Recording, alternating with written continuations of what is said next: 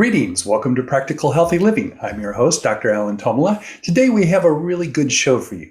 We are joined on topic by realtor Al Diamond of Better Homes and Gardens Real Estate to discuss the impact of COVID on the realty market nearly 2 years into the pandemic. We're also joined by author Emily Slingluff and insurance representative Elizabeth Hauser in Duels to Duets, where they discuss their differences regarding whether mothers should stay home with their children. I think the reason this question has come up again is because since COVID has struck our country, nearly 300 million women have left the world of work. This is a significant shift in the workforce, and it is not equally represented by men. What are they doing? Focusing on parenting? Building garage industries? Both?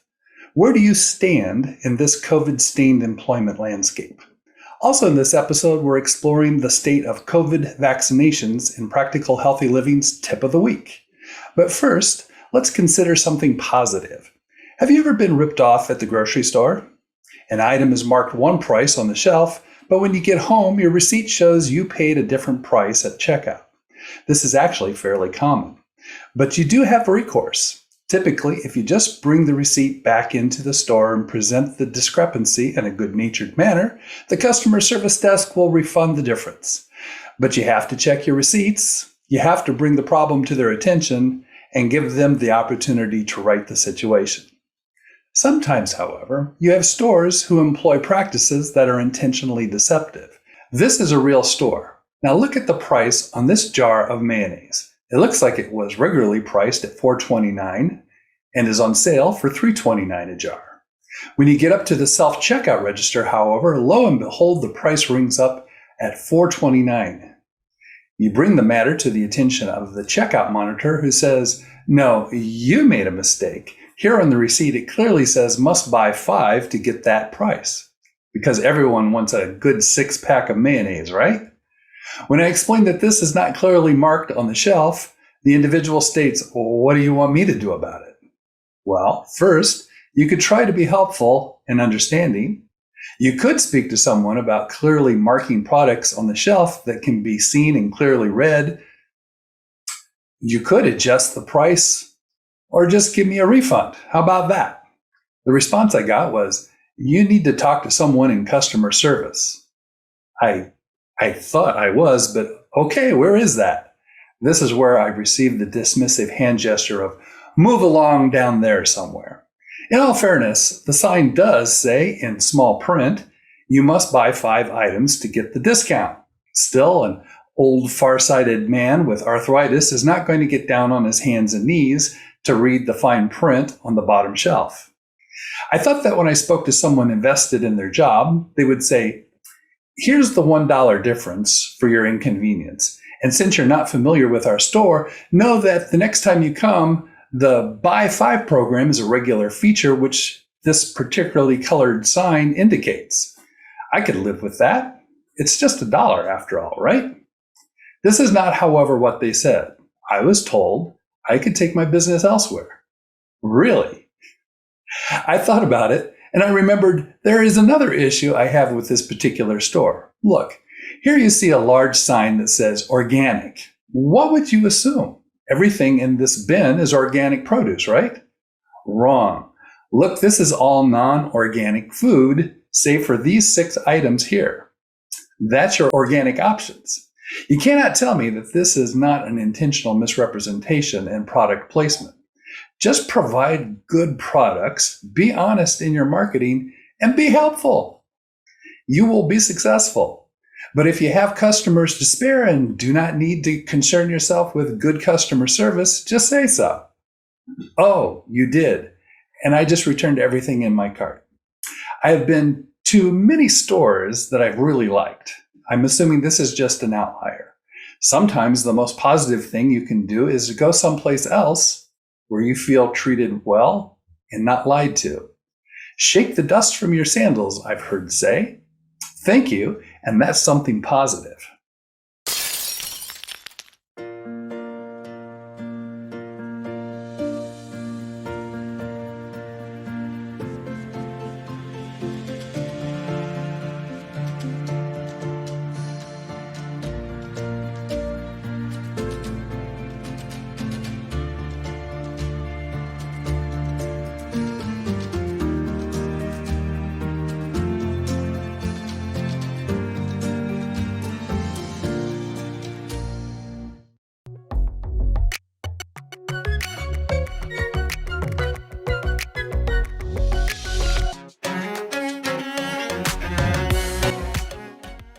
Welcome back.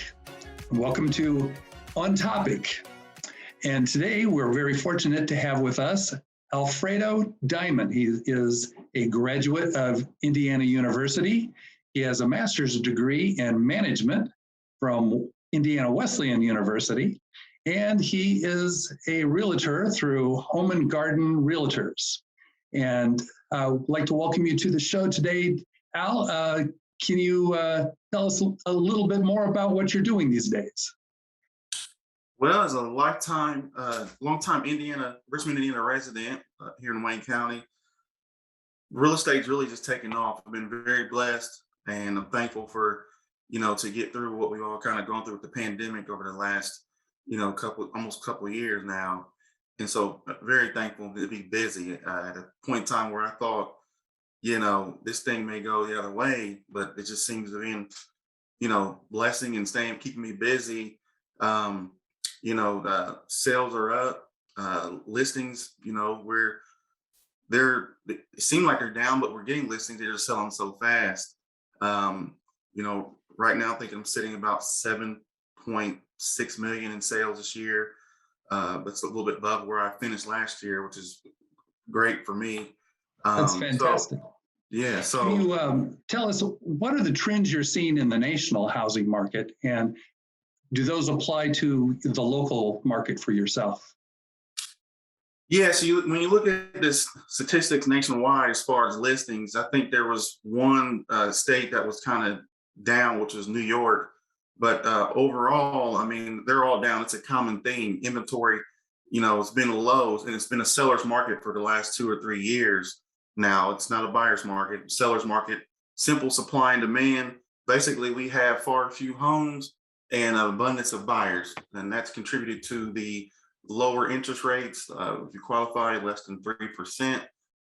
You have, just people wanting to downsize. A lot of sellers downsizing, wanting to cash in above those with the money or the increased equity with the increased property value. So, you have that trend going on nationwide, and it's still going on today. I'm sure you hear the stories. People paying $40,000-$50,000 over asking price. That's contributed to the inventory and the supply and demand. So, what's caused these trends? Well, definitely the lower interest rates. The lower numbers of houses. Sellers are looking at a chance to cash in. What I'm seeing typically 15 to 20% more than in the property value than what you would have had, a year ago. So that's enticing to a lot of people. But on the other side, there's a lot of people that, they feel they can't find anything. They can't find their next home, their next dream home. So they'd rather sit and wait or take advantage of the low interest rates and refinance. So, I'm seeing it go a combination of ways right now. So that's a lot of the factors going on right now. So. Now, recently, the Fed has hinted or has come out and stated that they're going to be raising interest rates next year. How do you think that will affect the market?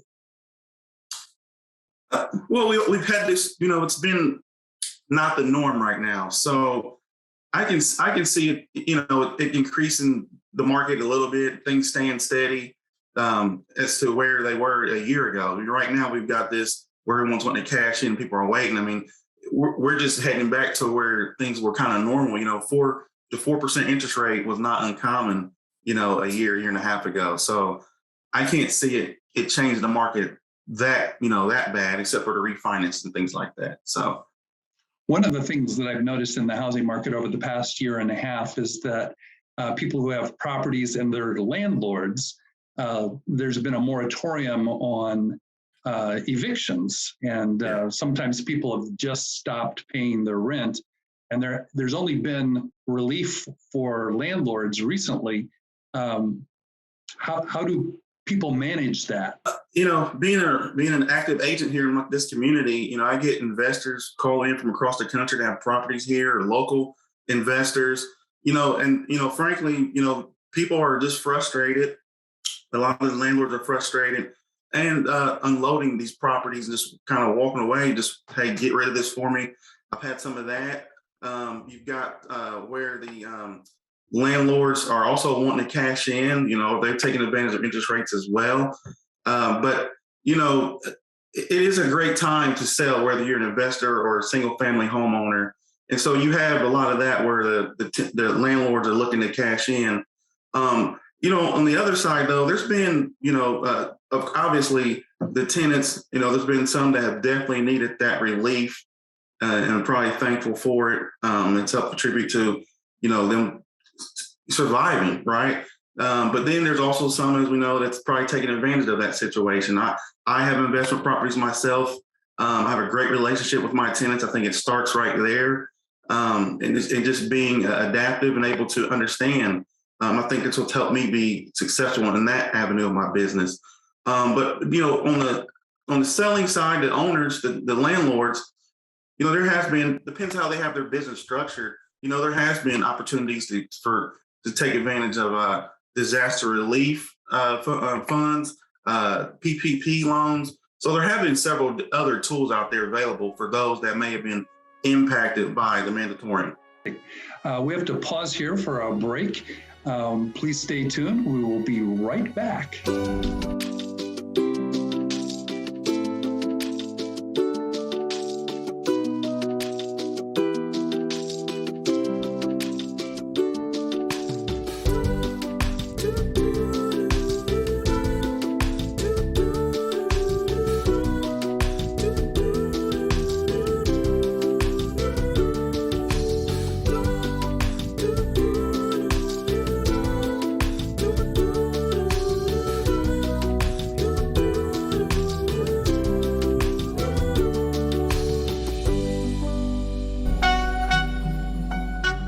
Welcome back. Today we're talking to Alfredo Diamond of Home and Garden Realtors. Alfredo, I'm wondering, when you have you've been very busy being a realtor over the last year and a half, and it's been a wild ride for you.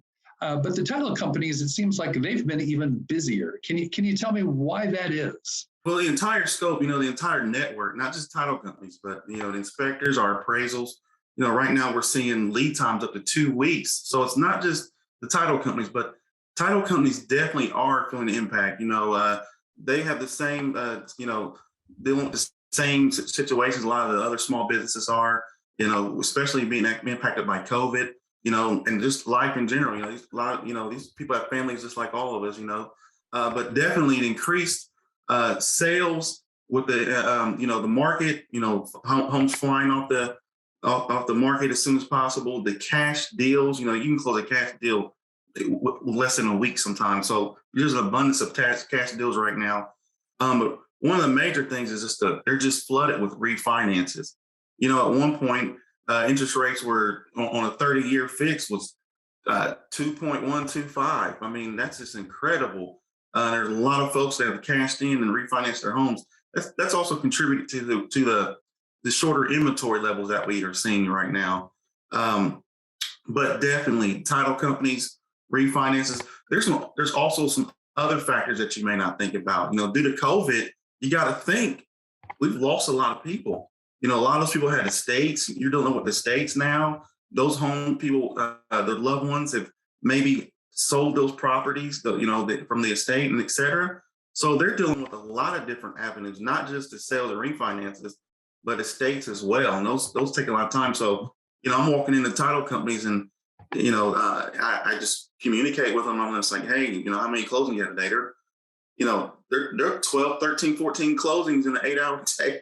I don't know how they're keeping up. So definitely, they are definitely impacted by this market. Now, some people, they're refinancing to get a better rate because the rates have gone down. But what does it mean when people are refinancing for money out? What does that mean? There's several different ways you can refinance. One of the most common ones I deal with is the HELOC, home equity line of credit. So you see, that's one avenue where you can cash out and get equity out of your home. The other one is just basically refinancing for your home's value. It has to be appraised again. A lot of times, if it's with the same company that you're refinancing with, they'll actually just do a ride-by appraisal or in-house appraisal. There's a lot of different things going on. Appraisal waivers. You've probably never heard of that before, where you've got so much equity in your house, they're just kind of waiving the appraisal and refinance. As long as you're within a certain threshold, usually 80% to the appraised value, things like that are more common. So absolutely, yeah. What advice do you have to people who are contemplating selling their home? Should they go ahead and uh, grab a house at the higher prices? Should they wait to see if the prices come down? What would you recommend to someone who was thinking of buying a house now? Every situation is different. I've had clients where I'm just straight up honest with them, like, hey, it's probably not a good time for you to sell right now, or I've got some where it makes total sense for them to cash out. I've got clients that are walking away with 40, 50, $35,000 above, where their home would have appraised at, a year ago. So, a lot of people are paying off debt with that, some consolidating debt, which is very smart. The other side of that coin is finding a place to go. I have clients they end up renting. They move in with relatives. So I've got some that are just buying RVs and just going to travel the country. But it's a great opportunity. It just depends on your circumstance, and having a knowledgeable realtor like myself that will have that conversation with you is very important. I've been very successful helping families buy and sell at the same time, but it is very important, if you choose to do that, to have a game plan. Part of that game plan is just a couple things. One, yes, getting your house on the market and letting an experienced realtor manage that. Two, you're also buying. We don't want any surprises.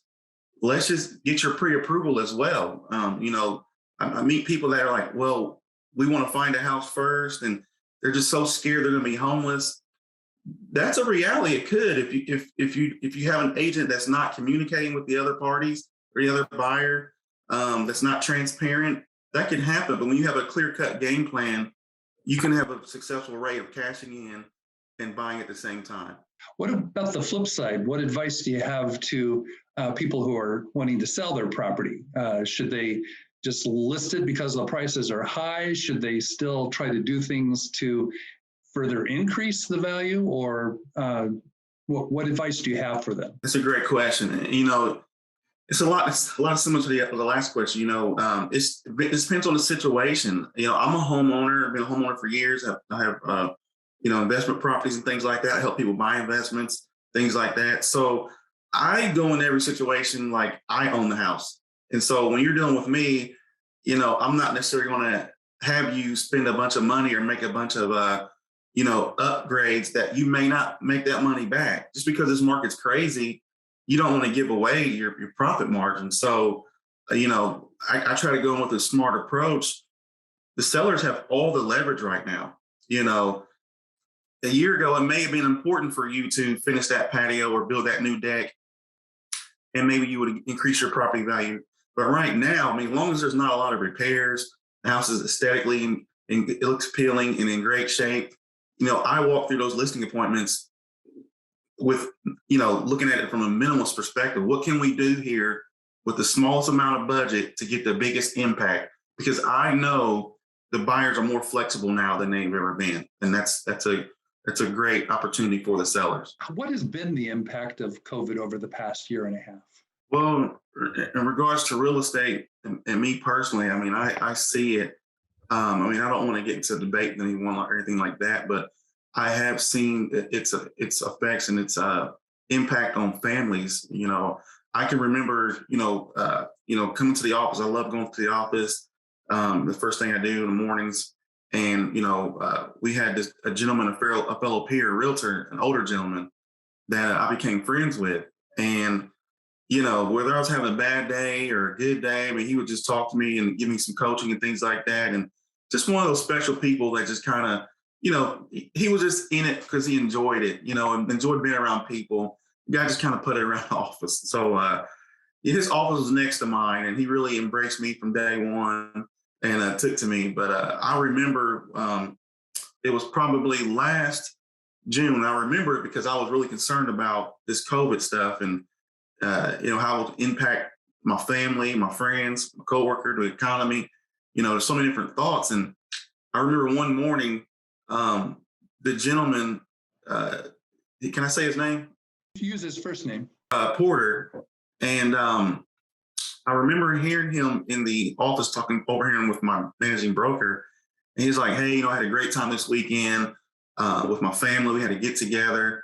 But I've got to run out to the hospital to get tested for COVID. Someone in my family, said that they tested positive for COVID and that we should go get checked. Well, he went and got checked, and that was basically the last time I seen him. So I remember telling him goodbye, and I sent him a text just to check on him, say, hey, bro, hope you're getting better. Can't wait to see you back at the office. And I never got a response, and he ended up dying from COVID. So I was really impacted on a personal level and professionally. Here's someone right in my office, their office is right next to mine, and they were gone within a week. That's so sad. Yeah. So it's real. So, I made the choice to be vaccinated. I kind of posted it on my social media. You have your choice, but, without getting into politics, things like that, me personally, I feel like if it's something that, I know the vaccine came around fast, but if it's something that I can do to save my life, prevent me passing it on and can save someone else's life, I feel like that's what I should do. That's very responsible, because you do come across and interact with a lot of people in your line of work. And I would imagine it would feel terrible if you inadvertently were infected. You were fine, but you ended up infecting someone else. We don't have rarely open house. I haven't actually had an open, besides the fact that homes are selling so fast, but open houses, when I go to listing appointments, a lot of clients, they really don't want to have the open house because they don't want to take that chance. They're trying to be responsible. Are you relying on virtual open houses, or? They're just selling so fast. We used to do a tour, we called it, after our sales meetings on Tuesday, where we would the entire group of agents would leave the sales meeting and go around to each new listing that we had, just to get familiar so we can talk about it. That's changed. We haven't done that because of this. There's actually a document that the IAR, Indian Associated of Realtors, have. Well, it's a national NAR, National Association of Realtors. There's a document where and many people may not know this, but you really should be having, your agent present that to anyone that's showing your house. That kind of takes away any type of responsibility in case someone comes in your home and it contacts, COVID or and vice versa. So make sure that if you are having those interactions, your open houses, tours, things like that, make sure that you've got your agent being responsible and filling out that document. Alfredo, I want to thank you for joining us today. This has been a big help. I think people have a lot of questions right now, and this has been very helpful. I really appreciate you giving me this opportunity to be here and speak with me today.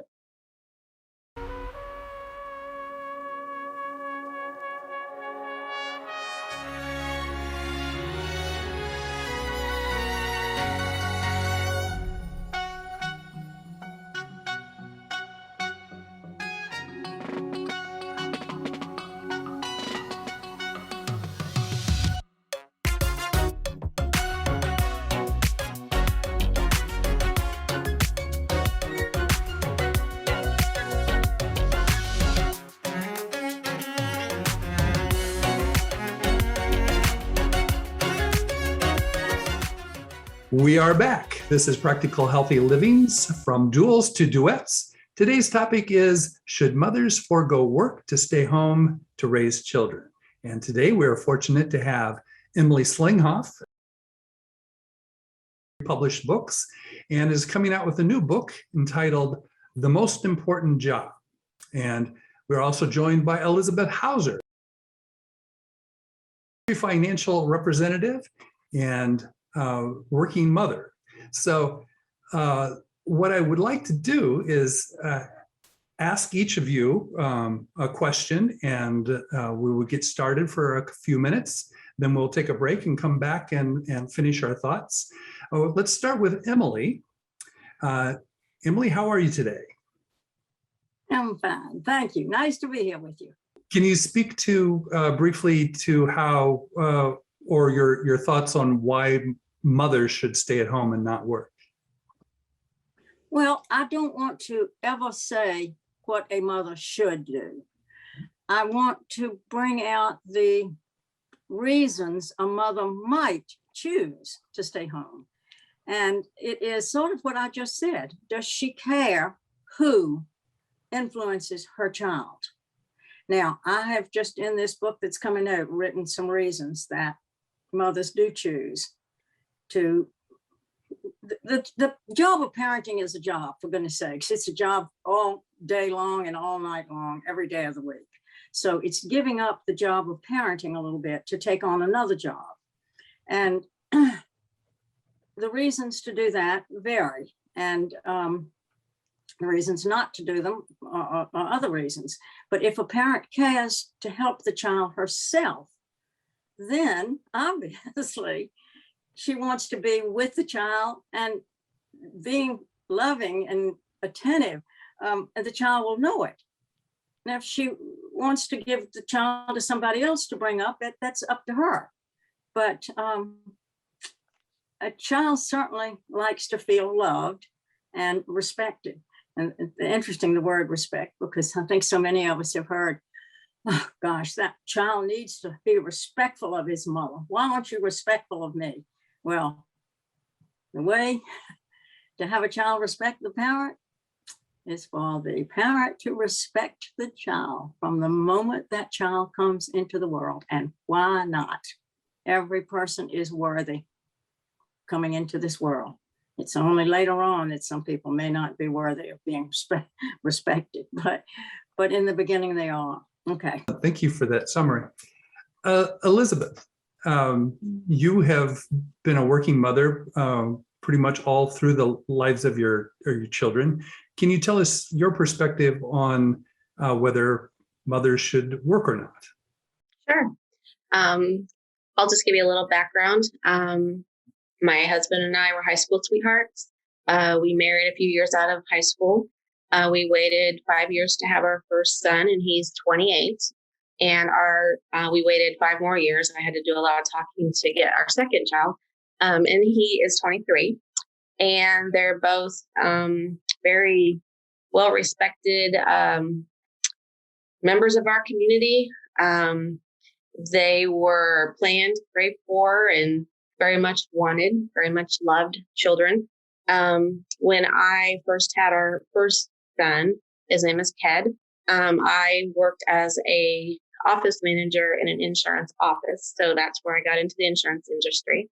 And then went on to become a marketing director and still worked. But I think that what I want people to see is that children see your work ethic. They understand that even though they are the center of my world, that there are other things. And when there was times when I didn't work, my husband was very ill, I still ended up working. I cleaned houses, but I felt like I was everything to my family, but I wasn't anything to anyone else. And I knew I needed that. So with that being said, I was able to mold my hours around my kid's schedule, my husband's schedule. He worked different. He's a police officer. He worked different hours.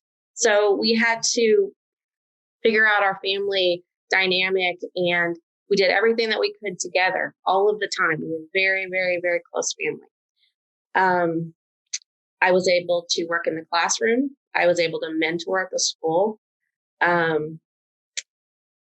My kids were sweet, kind, loving children. They have worked since they were 16 years old at the local grocery store. Best thing that ever happened to them. They worked all through college. They were never not going to work. And there was always the expectation of them working, going to school, getting their bachelor's degrees. So I can't really see where there's any downfall to me working. I know that it takes balance I tried to get to everything I could possibly get to. I worked jobs that might had a flexible schedule. I went home every night and fixed dinner. We had dinner together. So we did things together all the time. They just knew that mommy worked. Well, we're going to pause here for a moment, and we will be back in about 60 seconds.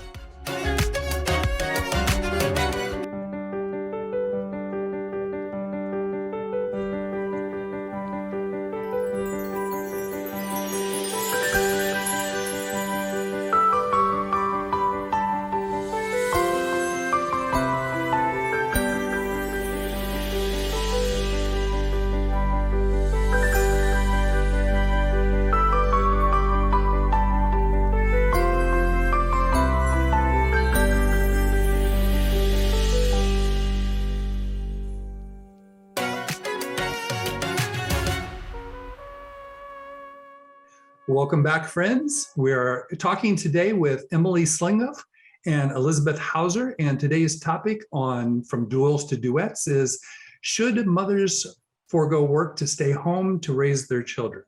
And Elizabeth, I would like to ask you a question to follow up with what you were discussing before.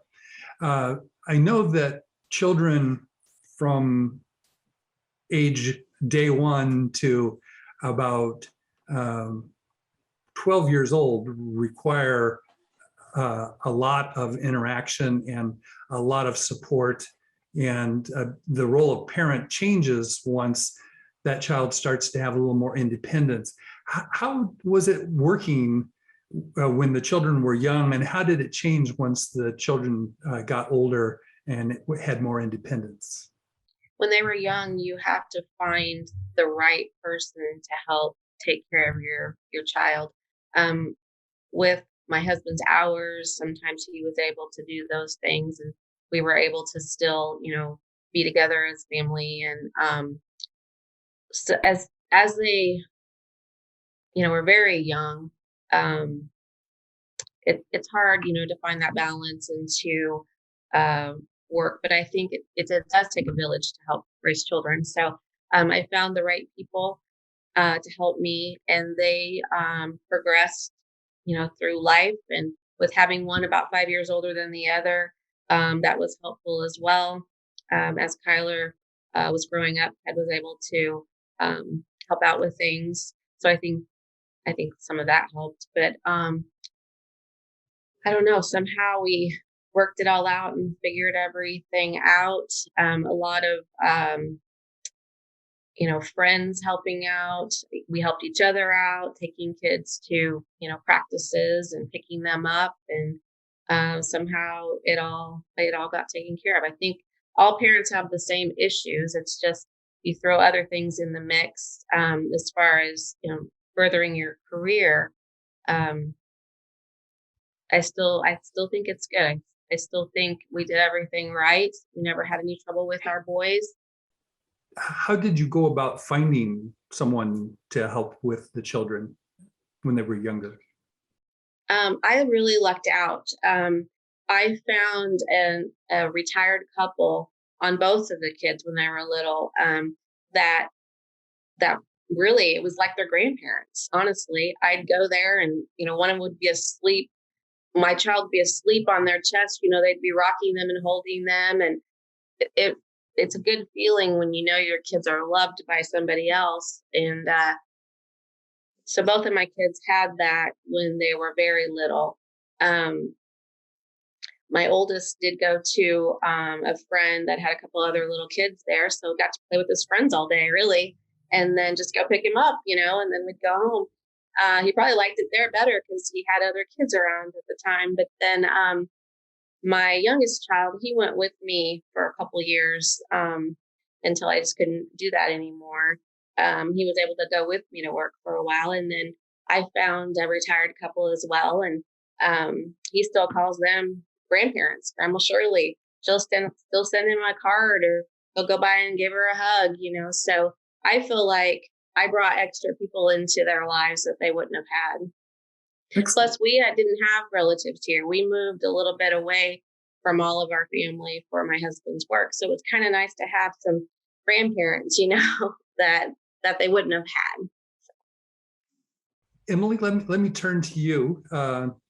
Can you tell us more about your perspective about why you believe it's best for mothers to stay at home? Well, I'll say again, I think I don't want it to be black and white. Different people can do different things, and we love that in life. We can all make our decisions, and there are a whole lot of reasons people do things. Now, I think Elizabeth sounds very dear and like a wonderful mother, wonderful, caring mother with wonderful, kind children. I mean, Gran and the people she had helping her when she was away, wonderful. So obviously that's nice. That's not true of everybody, whether they have a paid job away from home or whether they stay at home. Some situations are when the parent works, the child might be disturbed. Sometimes the parent is at home and the child's disturbed. So all of that, it's not totally I don't believe it's totally whether the parent is at home all the time. Several things I'd like to say though, both Elizabeth and occasionally you two using the word work. Being a parent is a job.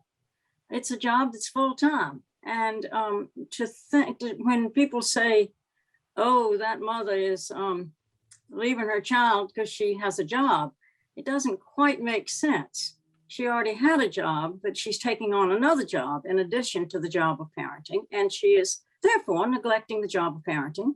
I'm not saying it in a bad, mean, horrible way, but the word neglect is true. She will be given less time to the job of parenting. And that enters my mind a lot. I still say Elizabeth did great, and some people do. But overall, the other thing, so there were two things. What she said, she felt she was doing things for other people when she had a job away from home. As I started off today, I think, because I'm so aware of this country right now, having so many people who are disturbed.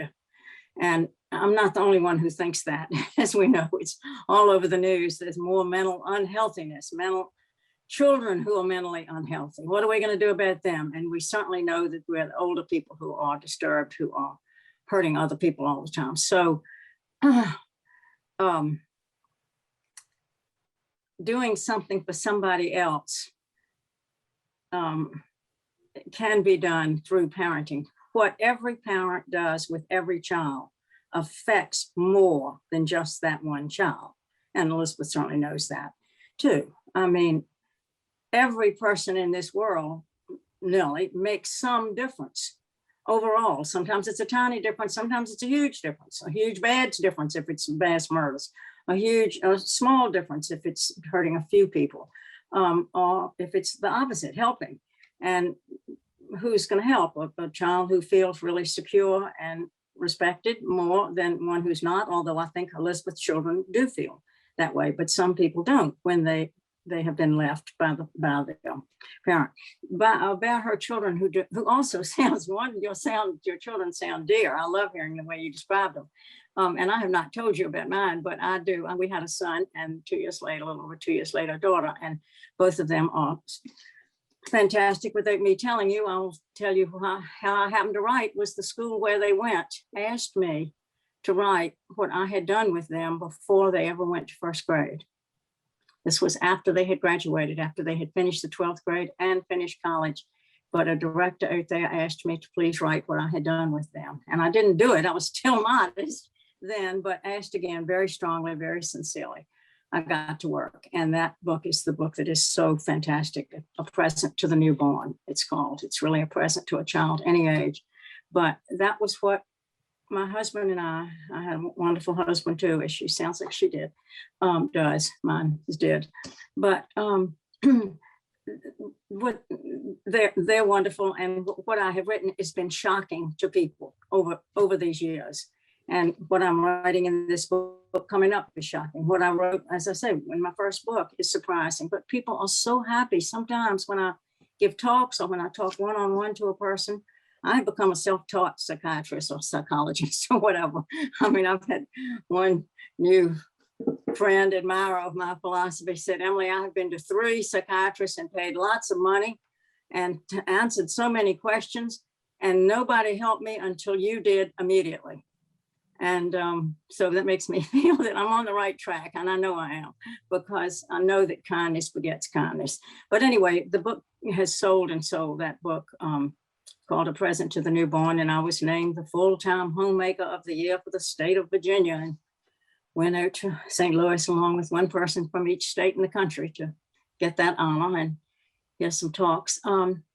So I just think it's helping everybody when a parent helps a child. And not every parent has the energy that Elizabeth might have, it seems she has, because you want to do a good job for your paid job and want to do a good job with the child, as a mother, that job. And then if you're married, you want to do a good job with the husband too, because that matters to the child, right? Very good points. So we are talking with Emily Slingluff and Elizabeth Hauser, and we've been discussing, should mothers forego work to stay home to raise their children? And we've had a very good discussion here, but it's time for us to have our concluding thoughts. Elizabeth, what are your closing thoughts on this topic? I will say that it wasn't always easy. I had to find a balance. I did have, some guilt at times leaving my child. But I'm looking back since we've been talking, and I feel like I showed them what good work ethic is. I showed them how to love my child more. My kids couldn't be any more loved than anyone. But also that I had value. I was able to contribute to our household. And I stay-at-home moms, everyone has value. I don't want to say anything bad in that way, because I feel like parenting is the most important job. I just feel like looking back, I was able to show them that I could be their mom and I could do things for other people as well. They knew I was always there. I was flexible in my schedules, so I could be there when they needed me at any point. And I could be there, for their dad as well. And I also feel like with me continuing to work, I've been a valued member of my community, and now I'm being chosen to be on, the county board and things like that, where I can make a difference well on past, them being raised. I think you're also sponsoring a golf tournament. Can you tell us about that a little bit? The golf tournament that we sponsored, yes, my husband actually passed away last year, and we had our memorial scholarship. We're doing a scholarship. We're doing a memorial golf tournament to fund the scholarship. And so my husband being in law enforcement and our oldest going into law enforcement, he's a police officer. He's been for 3 or 4 years now. That's very near and dear to our hearts and our family. And there's not enough support, I don't think, for law enforcement these days. So we are giving scholarships to high school graduates that are going to college to become police officers. We're also using some of the funds to purchase things like a vest for a canine, things that are needed in the law enforcement community. But I do things every day in my community to help anywhere I can. That's very good work. Emily, closing thoughts that you might have? Wow, I just think she's done a great job. Her words are good. And I think she's fortunate. Some mothers who choose to take on another job and neglect the job of parenting, neglect it more than Elizabeth has. I think of myself, and people think I'm energetic, but I look back, if I had, even years ago when the children were young, if I had been away from them all day long and came home at 5 or 5:30 at night, I would have been tired. I would not have had the energy that I had, to say, oh, tell me what you learned in school today. and enjoyed them. It was a pleasure for me too, but I would have been not as good a parent because I would have been tired, and I would have wanted to fix my husband's dinner, and he would have wanted some loving from me, and I would have certainly wanted to give the loving to the children, and he would have wanted me to do that too. I just would not have been able to do it.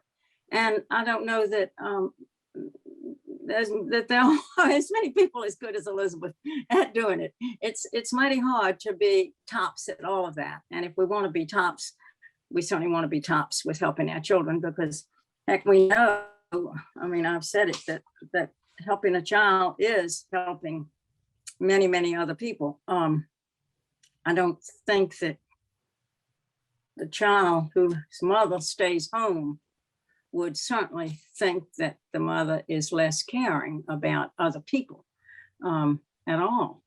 But I know that, as Louis Mercado said in a book I like called The Right to Be Intelligent, he said the world can be no better than the people in it. And so we want to concentrate on the people being happy with life, their own life and the lives of others, so that this will be a more peaceful place instead of a place full of violence. Excellent. Now, with your book that's coming up, if people were interested, how could they find that? Well, not sure when it's going to come out, when it's at the publisher, we don't know for sure, but I hope it'll be by November, maybe October, but probably November. And my website is good, and it's good to order. That first book is dynamite. I mean, everybody who reads that first book just thanks me. People, the other day I was talking to somebody who didn't know I'd written the book, and she said, "You wrote that book? I've kept it in my room. It is why I have two fantastic sons. It's what I read in your book." And other people have told me they kept it in their child's room so they could read it all the time. It's short, not wordy, called A Present to the Newborn. Both books, all my books, well, not the one that hadn't come out, but will be on Amazon. But it's easy to order from my website, which also has some good YouTube videos and easy to read blogs. It's an incredible website. Web.com has done a good job with me over the years. It's EmilySlingluff.com. EmilySlingluff.com. And the books are on there. You can click on the book just to read more about it and order it right there if you want to. Awesome. I'll tell you enough, I want people to read it, because not to make a few dollars for me, but because anybody who reads it will be helped, will be a parent that has a child who is happy with life. Well, I would like to thank both of you, Emily and Elizabeth, for joining us today. We have two strong, more conservative Christian women, and I understand both widows now, who are showing us how, even if you disagree on a topic, you can discuss that topic respectfully and maybe learn something in the process. I think this is really important because we live in a country now that's very highly polarized. People disagree, disagree in hurtful ways, and don't discuss things with each other when we come to an impasse on what it is that we're talking about. And I think that it's very important for us to be able to discuss topics, stay connected and engaged with people that we disagree with, and know that ultimately we're all people and we all have something important to contribute. Thank you very much.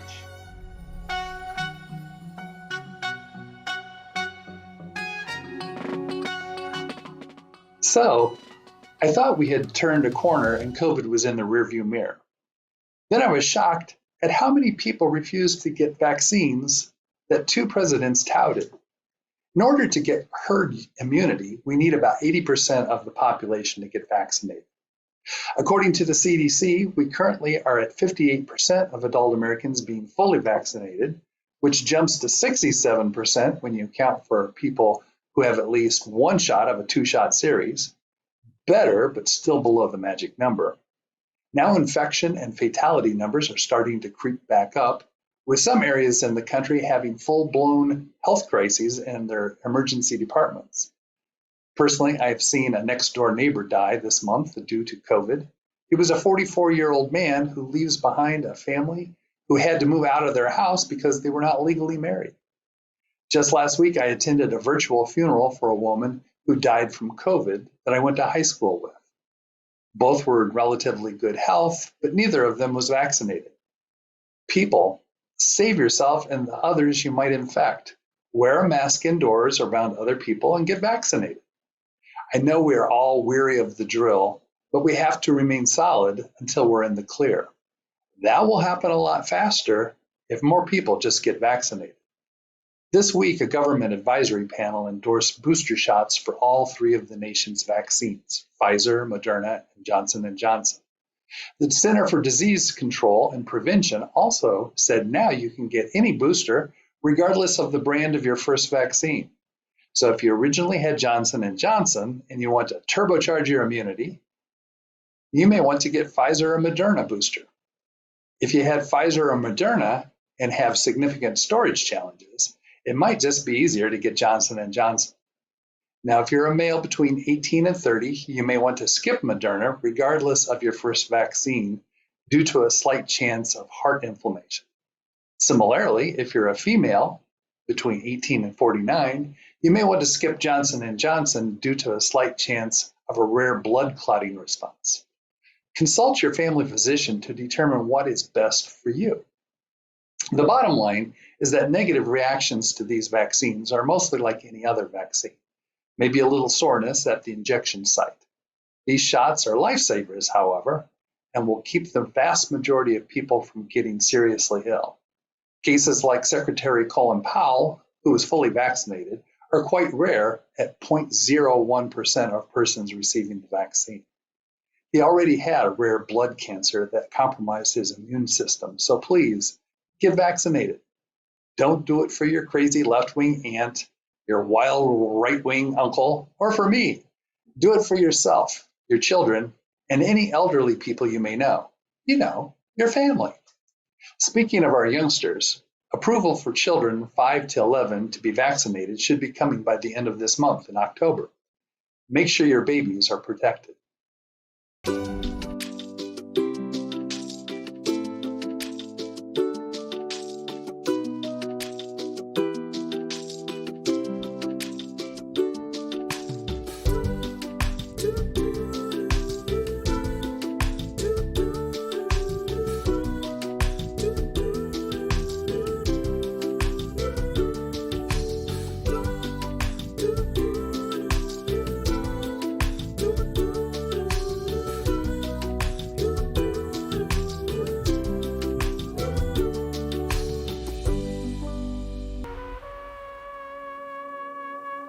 And that does it for us this week at Practical Healthy Living. Sincerely, thank you for tuning in. Please join us again next week as we explore the ever-changing world around us. Until then, stay well and keep exploring with the power of practical healthy living.